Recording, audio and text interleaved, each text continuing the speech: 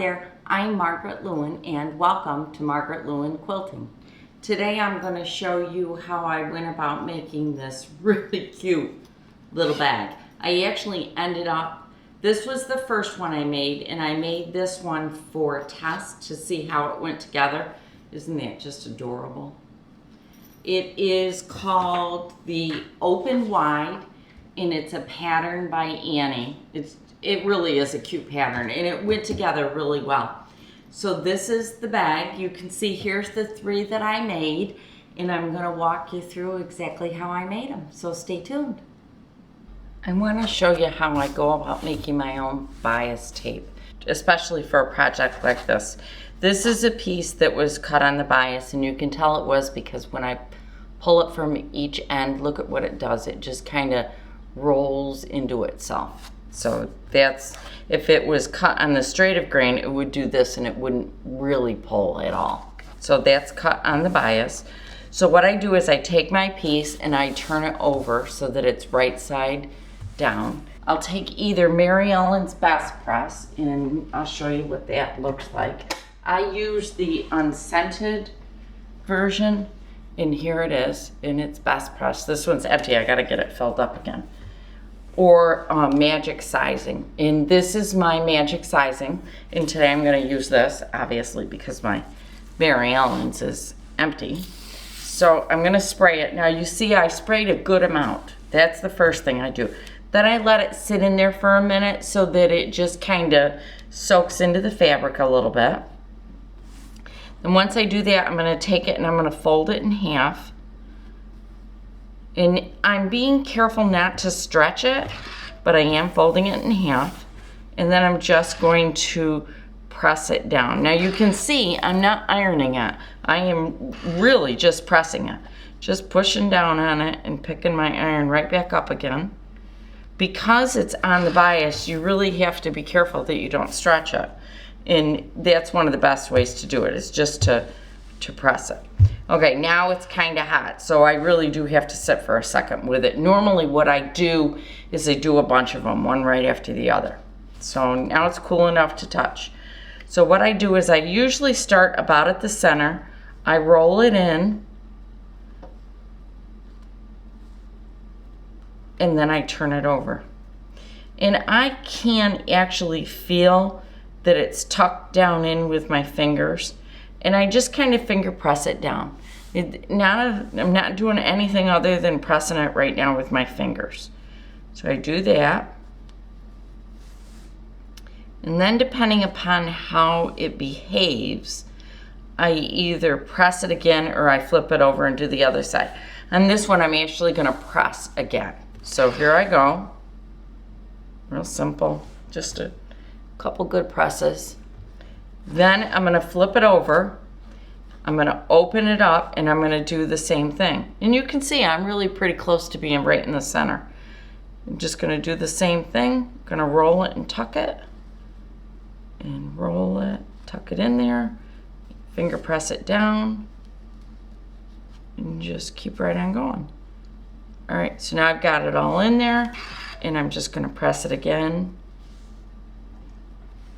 And now I am completely ready to take this over and use this as the binding on the top of the mesh for my bags. Today we're gonna make the open wide bag. This is another pattern by Annie. And again, Annie's patterns are just so easy to follow. They are absolutely wonderful.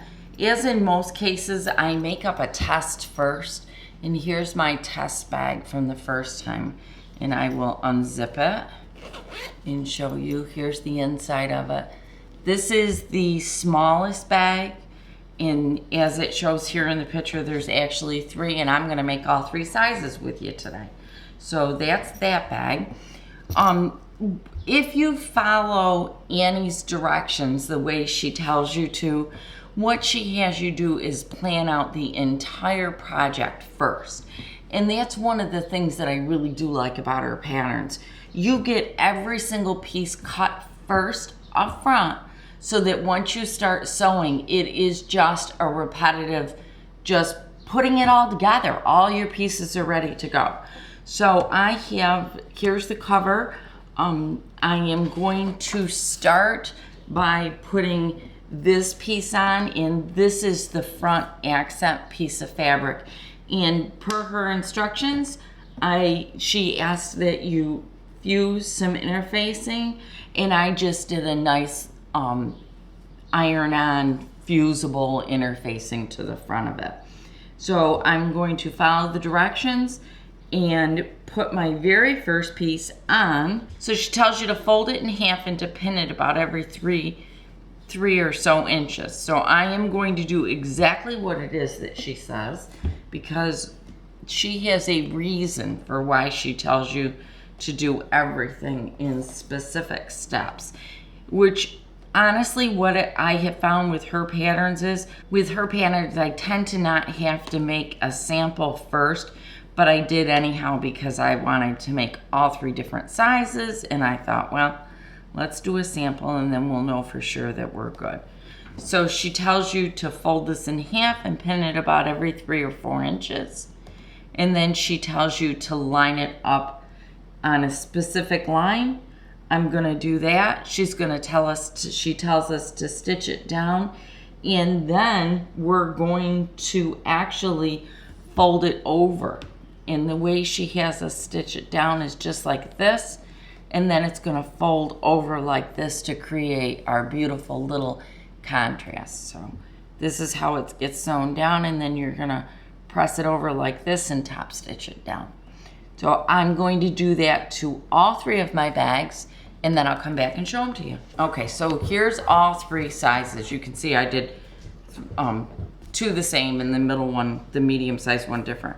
So now once I've stitched that down, what we're gonna do is fold this over, and I'm gonna be really careful about pinning this down, and then I'm gonna sew 1/8 of an inch all the way around here. And what that's gonna do is create a really nice contrast. And I'll show you this one on the front of the bag. So that's my next step. I'll do that to all 3 of them. Now, if you wanted to use a real pretty decorative thread here, that might be really nice. In fact, I think I'm gonna use the same thread here on the top stitching that I use to quilt it. So I'm gonna change my thread too. I'll be back when that's done. I've gone ahead and done the binding on the top of each of the mesh, and I'll take one off so that you can see it's just pinned down, and I just top stitched it down. Let me see, and you can see I just, and you can see I just top stitched it down. Then I took it and aligned it by what the instructions say. So that's all aligned, and I've actually used pins this time. The instructions, here, I'll move the other 2 out from underneath it so you can see it better. The instructions call for you to top stitch 1/8 from the edge. So I'm gonna do that on all 3 of the pieces. Then once I've done that, I actually need to trim it up. I'm gonna get that all done, and then we will move on to the next step. This is the front side of my bag, and this is the back, and you can see I've put the pockets in, or the mesh in. I've installed that, and I top stitched down the edges. And then I went ahead and I did the next step, which had to do with securing or making really the bottom of the bag. The next thing I'm going to do before I go any farther is I'm going to iron this. And the reason being is because I've got some marks here. Let me show you what. I used my friction pen to mark the bag so that I would know my sewing lines, because Annie instructs you to do that, to mark it somehow so that you could see it. I had before used a different product and it ended up still being there. Later on I used a chalk wheel and I wasn't able to get it out of my blue bag. So this time I'm using the friction pen, or however you say it. But anyhow, I used this pen. So I am gonna press it at this point so that I can make sure that I get it all out. Now I've been asked if the pen marking comes back, and it will. If you expose it to extremely cold weather, it will come back. What you do is you hit it with the iron again and it'll go away. but if you wash it, it'll be permanently gone. So I may actually end up soaking this in water so that it's permanently gone. I haven't decided yet. But I am gonna go ahead and iron all 3 of them. You can see there's the smallest, here's the medium, and then the large is huge. So I will, here's the large so that you can see it. But they're all ready. So I'm gonna go ahead and get these pressed and move on to the next step. All right, since I have at this stage, I think you can see it, I have attached my pocket. Here's one of the pockets. This is a big pocket. This is the biggest one. I have sewn down per the instructions where it was indicated to make the bottom of the bag. So that's all done. I have taken the 2 end pieces and I have bound the top of them. You can see it. There's not a lot of contrast to this, but I'm okay with that. I have put the end tabs on it. Now, it only asked for 1 on one side. I did 1 on both sides just because I liked that. And I have also rounded off the ends of this. So now I'm going to switch it over to the littlest bag that I'm making because I want to show you. I have gone in ahead and I've attached one end. Okay, this is what it looks like completely right now. And I'm now starting to work at the second end. So I want you to see how I'm going to pin this thing. I've put 2 pins and I really only want 1 there in the center. And I'm going to just turn this bag just a little bit and see right here I'm going to pin again. All right, taking it down, pinning it. Then I'm going to turn it a little bit more. And you see what happens here? It is flattening right out for me. Now you could use Wonder clips here too, but what I found, because I did try with the Wonder clips, is these straight pins worked much better because of the fact that it could get so deep into there that it really gave me a flat curve for my 1/4 inch seam. So I'm going to keep going around here. I'm going to keep pinning it, taking it right up so that it lines up with the line that the directions said I should line up with. So I've done 1/2 of it. Now I'm going to do the second half and I'm going to do the same thing. I've got 1 piece there. I'm rounding it. I'm going to put another pin right about here. I'm going to round it some more. And you can see I'm working it in with my fingers so that I'm as flat as I can possibly be on this side, which is the right side of the bag. And now I'm just going to take it right around the rest of the way. Keep right on going.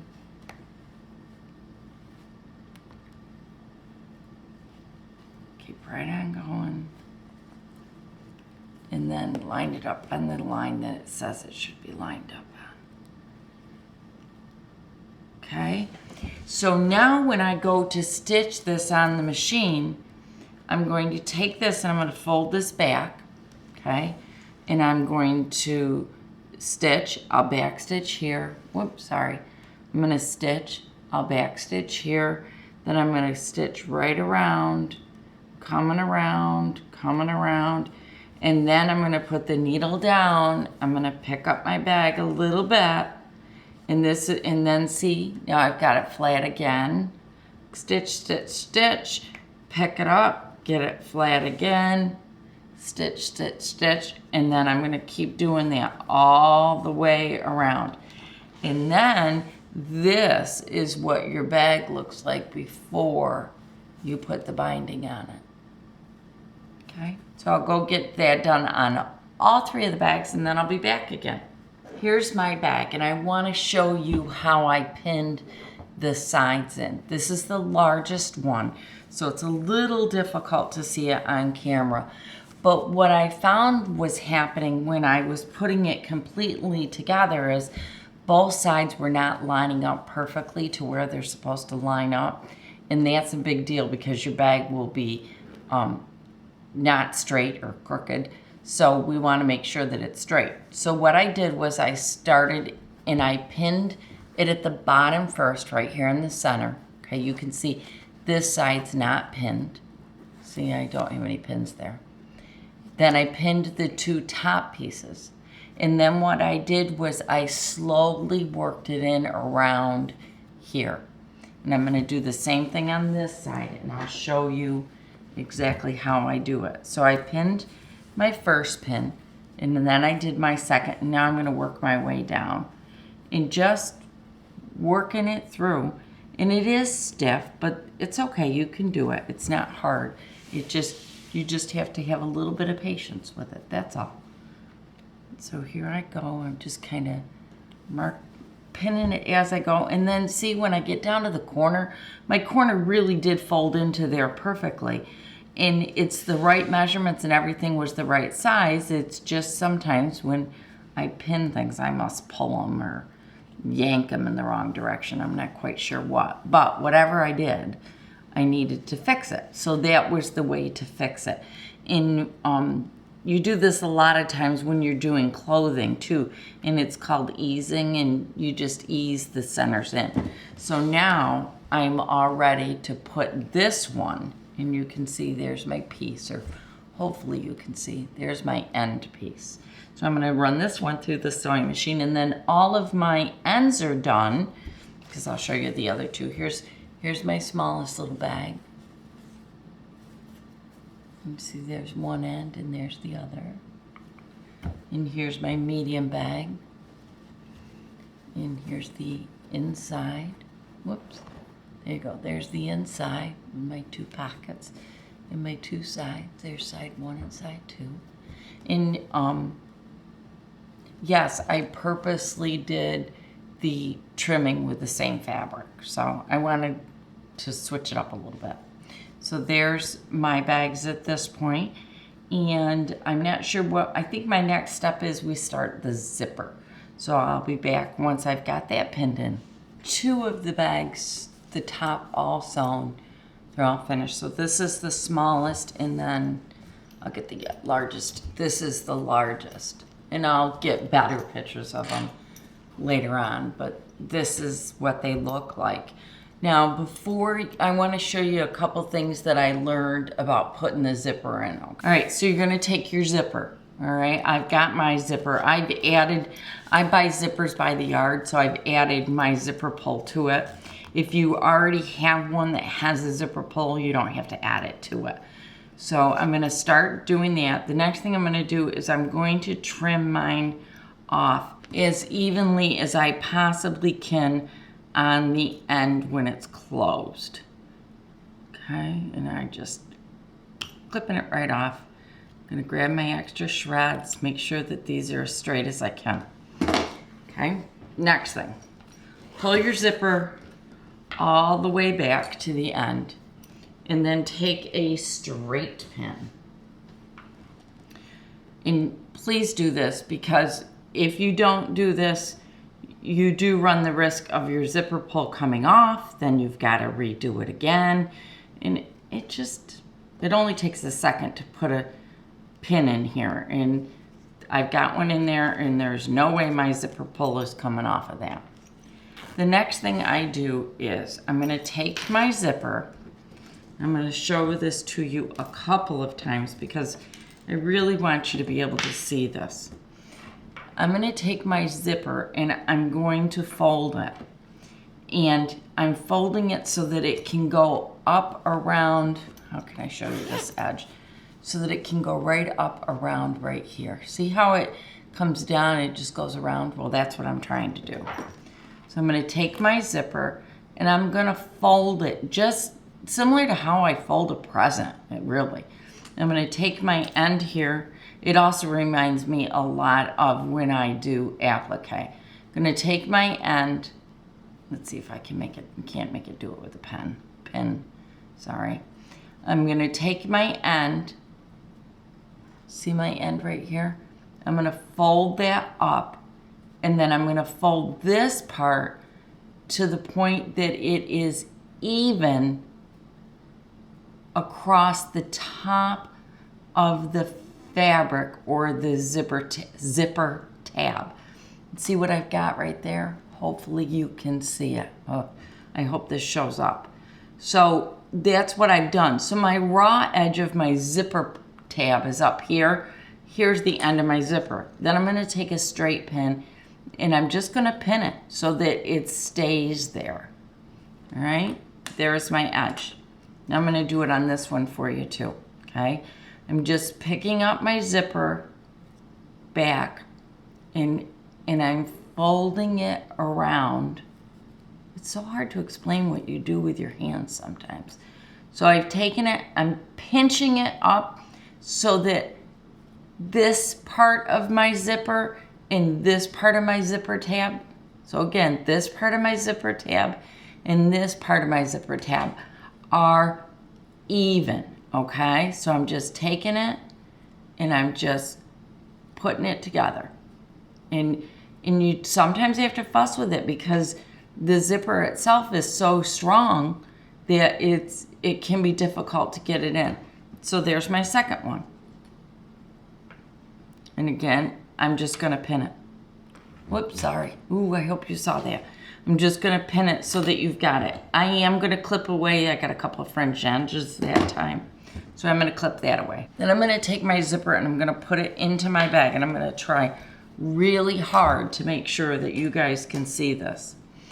Here is my binding on my edge, and I'm gonna line this edge up with my binding edge, all right? Then I'm gonna take one of my binding clips, my Wonder clips, just clip the end of that. I'm gonna do that all the way down. All the way. And I'm gonna do that on both sides, all right? And when I get down to this end, I'm gonna take my binding, I'm gonna fold it over, and I'm just gonna put my zipper right on top of it. All right? And then I've got this tail hanging over, leave that tail. Then I'm gonna do the same thing on the second side. So I'm gonna grab my zipper, I'll fold this down for you again so hopefully you can see. I'm going to line it right up with my binding, okay? And then grab one of my zipper tabs, or I'm sorry, Wonder clips. And again, I'm just gonna attach it all the way to the end. And again, I'm gonna take my binding and I'm gonna fold that over so that I can stitch right over the top of that, okay? Making certain that I'm nice and smooth. So my next step is I'm gonna take this over to the sewing machine and I'm just going to baste this zipper in. I'm not sewing it in permanently, I'm just basting it in. And I'll be back in just a few minutes. All right, so I've gone ahead and I've pinned, the zipper's all done. You can see the zippers right there. And I've gone ahead and I've pinned the binding around it. So what I'm gonna do is I'm going to start here at the end of the zipper. I'm gonna sew. Now this time I'm not basting. When I get to the point of where my zipper is, I'll put my zipper back here and then I'm just gonna keep sewing all the way around till I get back to the end here.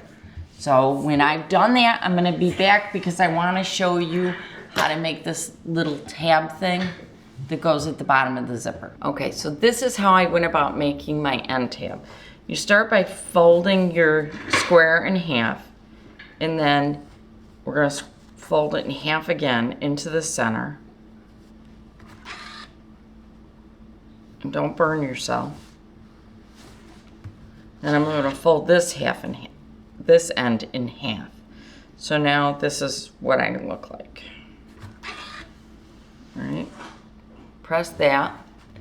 Now the next step is I'm going to take it, I'm going to fold it in half this way, and I'm just going to touch it with the iron quick. Then I'm going to now take it, and my board's hot. I'm going to be careful for a second. I'm going to fold these two ends in like you do when you're making a corner on a wrapping package. Okay. So see, I've got that nice little point, like a prairie point almost. And then I'm going to fold it into the center. Okay. I'm going to touch this side with the iron. Next, I'm going to do the exact same thing on this side. Fold it in. All right. Touch this side with the iron. I'm going to fold it all up totally. There we go. Fold this side up. Fold it in. Fold it in half. Now, when I stitch this over the bottom of the, see my zipper's got a raw end and I need to finish it off. I'm just going to take it, I'm going to put it over it like this, and then I'm just going to stitch all the way around the outside. And the reason why I fold it in like that is because I don't want any of these raw edges, and I'll show you what it could potentially look like. See, sometimes your raw edges, see how they kind of pop out? That drives me crazy, can't stand it. So I have to do something different. So if I fold it up like this when I'm wrapping a package, and then fold it in, and fold it in, and then fold it in half, I've created this nice little package to put around the end. So I'll go sew that, and my third bag will be done. Thank you so much for sticking around all the way to the end while I showed you how I made my open wide bag by Annie. So again, this is one of Annie's patterns, so it's really a simple pattern. One of the things I love about her patterns is she has little check-off boxes so that you can keep track of exactly where you are. Another thing that I like is Annie has you do really 3/4 of the prep work before you start really putting the bag together, which is great because once you start putting it together, you just keep right on going. I made all 3 of these bags during the process that you saw. Now I want to point out a couple things about all of them. I'm going to start with the first one. This is the littlest one, and I honestly think that this one would be perfect to hold my Apple. I have an iPad and an iPhone, and I have plugs and adapters and earphones and all that stuff, and I may start storing it in this because I just think this would be perfect for it. Another thing that this would be really great for is if you have a granddaughter that is I got a string hanging. I always end up with a string here or there. I hope I'm not the only one. If you have a young teenage granddaughter who maybe needs something to hold some personal items, or maybe you need something to hold some personal items, I see it being great for holding lipstick for me when I'm out, or just a couple of little things. So nice little bag. You can see I have not sewn. I'm going to take these clips off for you so you can see it. At this point, I have not sewn the binding down around the outside of it. And the reason why I haven't is Annie's patterns call for you to stitch it on the machine, and I'm just not that good at it. And I really want it to lay nice and flat, number one, and number two, I don't want a bunch of stitching. So I can very easily do a blind stitch like I do when I put binding on a quilt. So I do have the 2 ends to do for that. Okay. The middle size bag, this one I think is just great. You may want to know why I have these binders on here, these little clips, because what's going to happen is those little clips are going to help form a really nice, I'll move it down so you can see it. They'll help form a really nice flat bottom across the bag so that it sits flat and not rounded. I'll show you. This is the way it was before. It was kind of up and rounded a little bit. Well, if I pinch it at the seam that it was sewn on, just like this, because there's a little top stitch across there, and just leave it like this overnight, then it will most definitely square up that bottom a little bit without having to have to put something else on the inside. This bag was made exactly the same way. My inside of this fabric, or this bag, is the same as the outside of the other ones. So I just reversed it on this one. The pattern only called for one tab on the end. See, there's a tab down here, and that tab holds your zipper down. I'll put it in like this and show you. Hopefully you're seeing what I'm doing. Sorry, I don't mean to be discombobulated. But see, it kind of holds the zipper tab right in there. Well, I liked the thought of having it balanced. Yeah, I'm a little OCD at times. But I liked the balance of it, so I stuck a tab on both ends of it. The other thing that I liked about it is when I grab it to go, I'm grabbing it with two of the straps instead of just one. So that was that. I'm trying to think what else there was on this bag. I want to show you the inside of this one, because this is really nice. Nice big bag, very nice big bag. And in this one, I really think what I'm going to end up doing is I'm going to potentially put maybe some of my hand stitching things in here. I think it's really big enough to hold a couple of my big wool spools of thread or my embroidery thread, and then I could drop my scissors and my fabric in on the inside. So very, very nice size bag. And again, I still have this end to hand stitch down, and I'll do that during some of my night stuff, okay? The last bag is the large one, and this one is about, I'm measuring it, this one is about 12.5 inches wide or long, so it's a really big bag. This one's huge. And I'll show you the inside of it. Nice big opening, lots and lots and lots of space. In this one, I have no clue of what I'm going to put in here. I may have to just hang on to this one for an upcoming trip.